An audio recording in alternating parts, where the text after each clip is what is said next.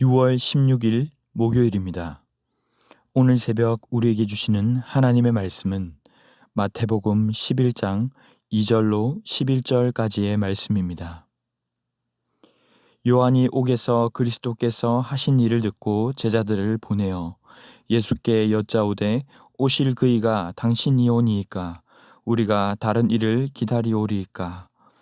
예수께서 대답하여 이르시되 너희가 가서 듣고 보는 것을 요한에게 알리되 맹인이 보며 못 걷는 사람이 걸으며 나병 환자가 깨끗함을 받으며 못 듣는 자가 들으며 죽은 자가 살아나며 가난한 자에게 복음이 전파된다 하라. 누구든지 나로 말미암아 실족하지 아니하는 자는 복이 있도다 하시니라. 그들이 떠나매 예수께서 무리에게 요한에 대하여 말씀하시되 너희가 무엇을 보려고 광야에 나갔더냐? 바람에 흔들리는 갈대냐? 그러면 너희가 무엇을 보려고 나갔더냐? 부드러운 옷 입은 사람이냐? 부드러운 옷을 입은 사람들은 왕궁에 있느니라. 그러면 너희가 어찌하여 나갔더냐? 선지자를 보기 위함이었더냐? 옳다. 내가 너희에게 이르노니 선지자보다 더 나은 자니라.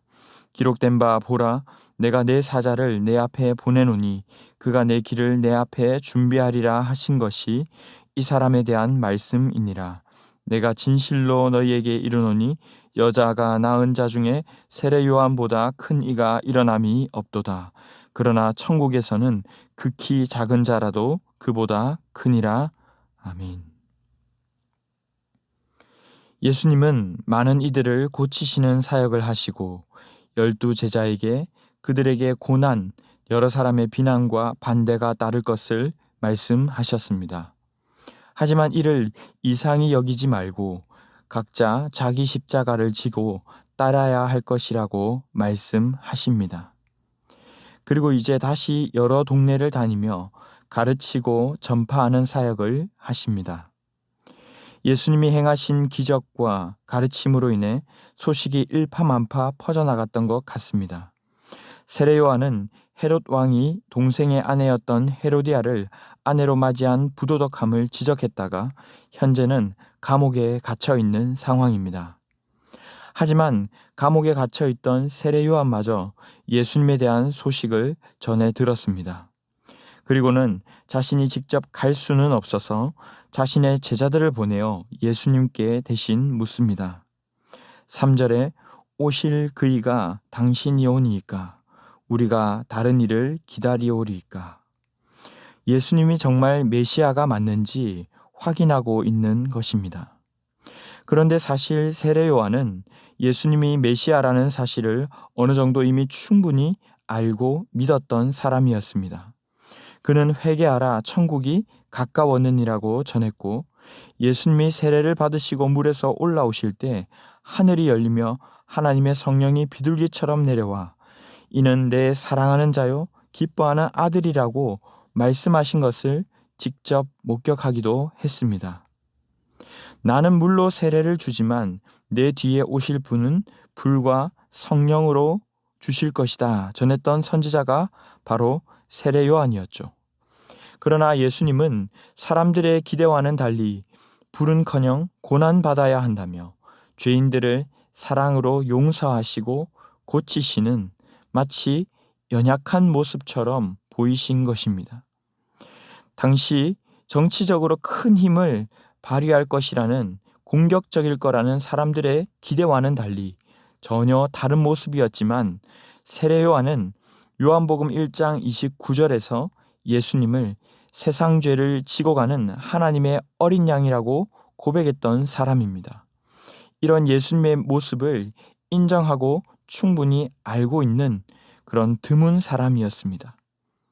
그는 자신을 예수님과 비교하며 경쟁하기보다는 오히려 그는 흥하여야 하겠고 나는 쇠하여야 하리라 하며 예수님을 받아들였던 사람이었습니다. 왜 정확하게 예수님께 이런 질문을 했는지는 알 수 없지만 예수님은 5절에서 요한의 제자들이 듣고 본 대로 맹인이 보며 못 걷는 사람이 걸으며 나병 환자가 깨끗함을 받고 못 듣는 자가 들으며 죽은 자가 살아나며 가난한 자에게 복음이 전파된다 하라고 말씀하셨습니다. 이사야 35장 5절 6절에서 예언한 대로 자신이 분명 메시아라는 것을 말씀하시면서도 오늘 본문 6절에서는 이렇게 말씀하십니다. 누구든지 나로 말미암아 실족하지 아니하는 자는 복이 있도다. 로마를 무찌르고 다윗의 때와 같이 다시 한번 통일왕국을 이루게 될 것이라 믿고 있던 당시 사람들의 기대와는 달리 예수님의 모습은 다소 실망스러운 모습이었습니다. 그러나 그런 예수님의 모습에 실망하지 않고 그 예수님을 끝까지 붙들고 따라가는 그 자들에게 바로 복이 있다고 말씀하시는 것입니다. 우리가 하나님을 알아갈수록 하나님은 우리의 기대와 같다기보다는 이처럼 내가 원하고 바라던 것과는 전혀 다르게 다가오실 때가 더 많습니다. 처음에는 예수님 믿으면 우리의 모든 고난이 다 사라지고 언제나 마냥 행복한 모습일 거라 생각했지만 예수님을 믿다 보니 여러분은 어떠십니까? 포기해야 할 것도 많고 오히려 세상에서 말하는 그 힘과 복은커녕 가지고 있던 자존심마저 구겨지는 것 같아서 은연중에 실망할 때가 있지는 않았습니까? 하지만 예수님은 그 누구보다 세례 요한을 예로 들면서 그의 제자들에게 이렇게 말씀하십니다. 너희가 무엇을 보려고 광야로 나갔느냐? 바람에 흔들리는 갈대나 부드러운 옷 입은 높은 관직에 있는 사람, 그들을 보려고 따라 나왔는가? 아니지 않는가? 라는 얘기를 하고 있는 것입니다. 비록 낙타 털옷 입고 메뚜기나 석청 같은 것이나 먹고 다녔어도 그는 말라기 3장 1절에서 말씀하신 대로 오늘 본문 10절에 보라 내가 내 사자를 내 앞에 보내노니 그가 내 길을 내 앞에 준비하리라. 이 말씀을 그대로 이루었던 선지자가 아니었는가 하는 것이죠. 마찬가지라는 것입니다. 겉보기에는 힘이 없어 보이고 옥에 갇혀있는 신세지만 예수님은 11절에서 여자가 낳은 자 중에 세례 요한보다 큰 이가 없다라고 말씀하십니다. 우리 예수님 역시 그렇습니다. 우리의 기대와는 생각과는 전혀 다를 때가 많습니다. 이사야 53장에서 말씀하신 것처럼 우리가 전한 것을 누가 믿었느냐? 아무도 믿을 수 없을 정도라는 것이죠. 연한 순 같고 마른 땅에서 나온 뿌리 같은 고운 모양도 풍채도 없이 흠모할 만한 아름다운 것이 전혀 없는 그런 모습일 수 있다는 것입니다. 예수님을 따르고 말씀을 따라가는 것은 생각하는 것보다 멋지지도 않고 오히려 모양 빠지는 그런 삶일 수도 있습니다. 가정에서 우리의 직장에서 하나님을 사랑하고 이웃을 사랑하자니 처음에는 아름답고 멋진 일일 줄 알았는데 막상 나가보니 정말 나를 바보처럼 보는 것이 아닌가 생각이 들 때도 있습니다. 계속 이렇게 하는 것이 맞는가? 주님을 사랑하는 마음으로 한다고 했는데 오히려 오해를 받거나 예상치 못한 어려움을 당하기도 합니다. 공동체에서도 상처를 받아서 마음이 상해서 이제 예배만 드리고 소그룹에 참여하지 않을 거야 하는 일들도 생기고 생각보다 나이스하지 않습니다. 그러나 그럼에도 불구하고 예수님은 말씀하십니다.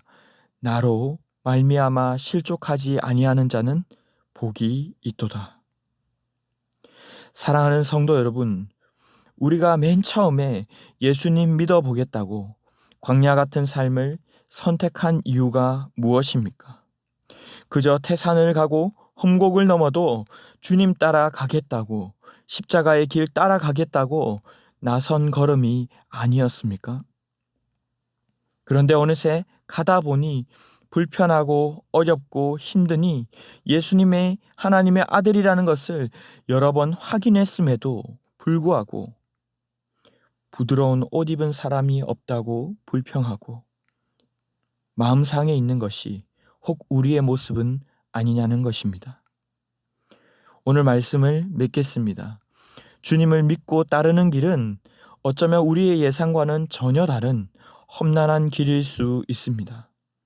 그러나 화려하지 않고 내가 좀 힘들고 칭찬 인정받지 못하더라도 예수님의 다시 오실 길을 예비하는 자가 되기를 바랍니다.